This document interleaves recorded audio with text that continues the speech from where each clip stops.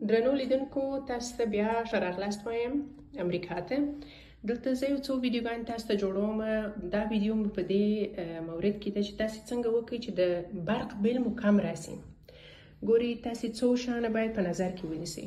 د برق بل یګانه علت چې ډېر راځي هغه دا دی چې کلکینان خلاص پاتې دي.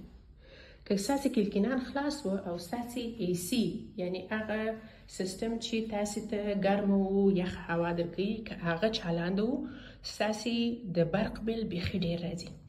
نو تاسې به ډېر کوشش وکړئ چې کلکینان مو بند وساتئ. کلکینان په دغه رقم کوه خلاص دي، په دغه رقم باید کلکینان مطلق بند وي. تاسې وینئ چې اوس کلکینان دا دي بند دي. نو په دې میاشت کې انشاءالله چې د برق بل ډېر کم راځي. خدای دې وکړي چې دا ویډیو ستاسو سره مرسته وکړي. مننه.